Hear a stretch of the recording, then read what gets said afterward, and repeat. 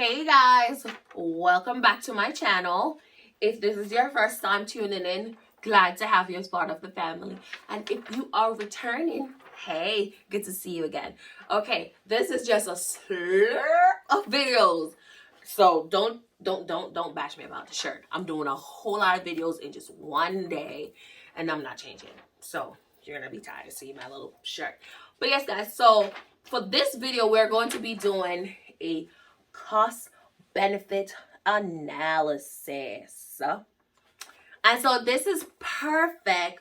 This is a perfect way to start having your clients activate the prefrontal cortex of our brain, which is the thinking box.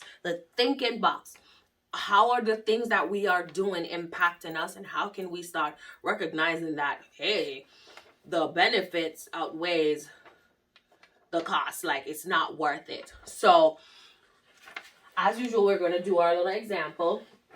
So for this one, it's going to be a cost benefit.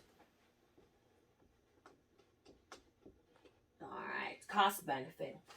So what we're going to do is we're going to list the behavior up here, what it is that the client is doing. So I'm going to draw up my box, okay? Oh, that's so lean. Yes. Let's go.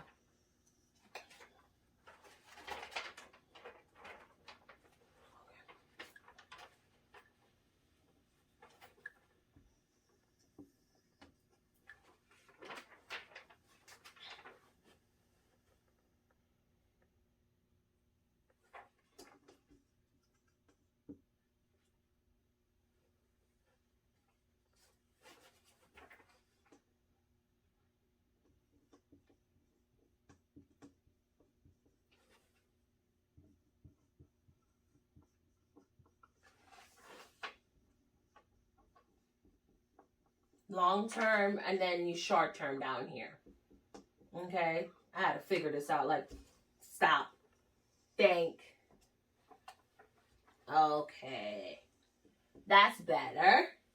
Okay, so when you're looking at a cost benefit analysis, you are looking at a particular behavior, and you're looking at the short term benefits, the long term benefits. Let me put benefits right here. I'm sorry. What are the short term benefits and the long term benefits? The short term cost and the long term cost of that particular behavior. So let's use that you are with a client that is underage. So you have a 16-year-old. Your client is a 16-year-old. 16-year-old, whether male or female. And the behavior is smoking. Smoking marijuana. Now, don't come for me, guys. I know marijuana is legal some places, but it's still not legal for your underage guys, all right? You're definitely, as long as if they get caught, it's going to be a problem. The court may implement or may order a substance abuse course, a substance abuse class, and they have to understand that until they get to that adult age, they can't indulge in this. All right, guys, so let's get back to this. So the client is smoking. Your 16-year-old is smoking marijuana. Now, what you want to do is you want to do this worksheet with your client, right? So what you're going to do is you're going to ask your client, okay, I understand that you have been smoking marijuana for a period of time. Let's talk about some of the benefits, some of the short-term benefits that you get from smoking marijuana. And what I usually do with this particular intervention is I give them the marker and I let them write it, because I want them to see what they are saying that this does for them. So I want to know, what is the short-term benefit? They may say it makes them calm, right? I'm gonna put makes me calm. Okay, all right.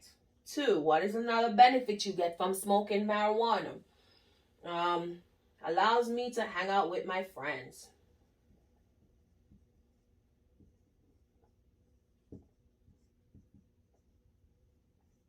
Okay. What is another short-term benefit? And they may say it numbs the pain, right? Numbs their pain. What else? All right, let's look at a long-term benefit from smoking marijuana. What do you think your client could potentially say is a long-term benefit? Still makes them calm. So makes me calm.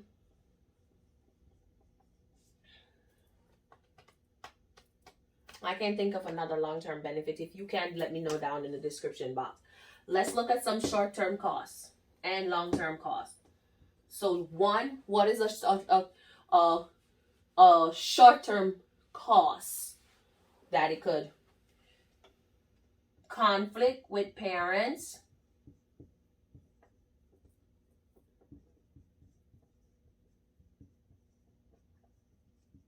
Conflict with my parents. 2. What is a 2? A charge. What's 3? Probation potentially. Let's see. Money. That money should have been the first one, right? Because you have to pay for it. It's nobody's giving away marijuana for free out here. So it's definitely going to cost you some money, right? It's going to cost you some time too, right? Because while it's making you calm, it's also making you sleepy. So it's costing you some time. It may cost you some friendships. You may have that one friend that's like, nah, I'm not down with that, bro. I'm not down with that. I'm not messing with that. You go on. Let's look at some long-term costs. Your freedom, right? If you continue on probation and you continue smoking, you're going to lose your freedom because they're going to put you in detention, right? So your freedom, you're losing your freedom.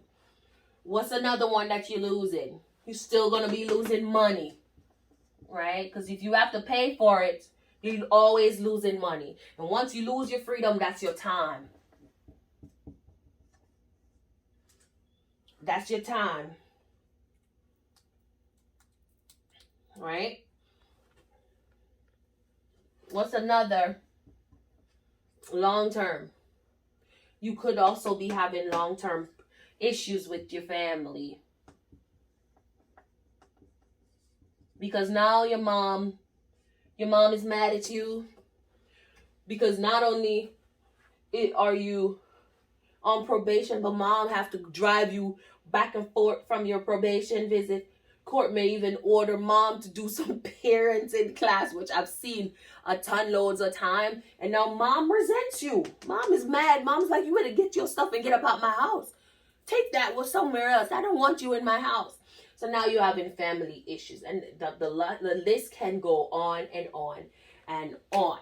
So with the cost benefit analysis, what you're doing is you are letting the client look at what are they benefiting from this negative behavior, because the smoking is a negative behavior, correct?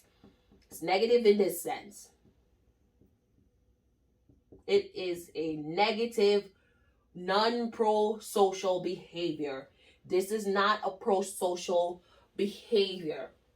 So right here, it's for short term, it's making you calm. It allows you to hang out with your friends, because as long as you have that marijuana, those friends are going to want to stay around. But if you don't have any marijuana, are they still going to be there? It makes you question that. Are they still going to be there? So you may be able to hang out with your friends. It numbs your pain. For long term, it makes you calm. There's really not much long-term goals as it relates to a negative behavior. So the cost, what is it costing you to keep up with this behavior? Conflict with your parents, a charge, and a charge in court, right? Probation, money, time, friendships, a lot of other things we could put there. Long term, your freedom. You may end up getting placed in detention. Now you could have a charge on your record. Mess your record up, right? which is worse long term. And then you have money, time, family issues, family relationship, communication. It messes up a whole lot of other things in your family. So now after you've done that with your clients, now you want to, I usually go over this with them, talk about it, and look at the behavior and say, is this a behavior that is conducive to the change that you want for yourself? And if not, let's do this again. And now we're going to look at a prosocial behavior. And the prosocial behavior from this would be not smoking. And then you would do the same things back. What is the short-term benefits of not smoking? What is the long-term benefits of not smoking? What is the short-term cost of not smoking? What is the long-term cost of not smoking? And I guarantee you that page is going to be filled with positive prosocial behavior. Not smoking is a prosocial behavior that you want your clients to come to the realization to. So perfect if you're working with juveniles, right? Now you can use this for other issues. I'm just giving you a scenario so to make it fun that we can write it out. But you could also look at other behaviors such as say you have a client that's cutting, right? They're cutting themselves. They're engaging in SIB behaviors, right? You could use this too for that. What are the short-term benefits of cutting? You could say it helps me to relieve the pain that I'm feeling at the moment. There's a lot of things that someone who exhibit this kind of behavior could tell you that they're getting from it. Similarly, what does it cost them? So you can use this with an array of negative behaviors that your client may be exhibiting. And when I say SIB, guys, I'm talking about self-injurious behaviors. That's what SIB stands for. So please don't come for me, guys. Sometimes we get so caught up in the acronyms that we forget that people may not know what they mean. Okay, so I hope this one was a good one for you guys, because I love a cost benefit. Love a cost benefit analysis. So you could use this with different stuff that's going on, right? And you primarily would use this to have your clients start again engaging that prefrontal cortex to start thinking about changing the thinking that's going on. So, and after you do a cost benefit, you can list prosocial behaviors that you would want your clients to start thinking about, right? Right? Not smoking. Joining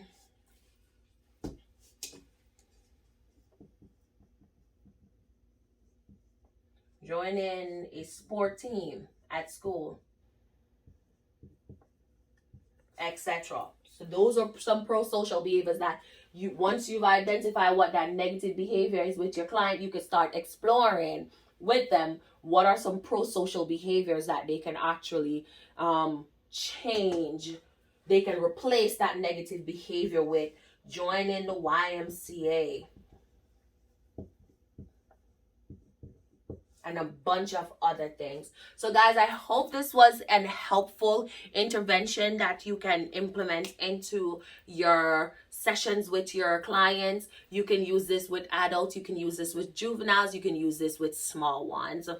Except if you're using this with your small ones, and when I say small ones, I'm talking about your kids that are under 12, you will have to do the writing. You solicit the information from them, you put it on the sheet, and you share that with their parents so that their parents can start helping to implement those prosocial behaviors. So these are great interventions. So I will be bringing some more interventions, whether that's CBT interventions, some play therapy interventions, as well as some DBT interventions. I already have one DBT intervention on here, which is a deep breathing relaxation exercise. So check that one out. I will link it down below for you guys. And as always, thank you for coming back. Thank you for joining, and I will see you in my next video. Bye-bye.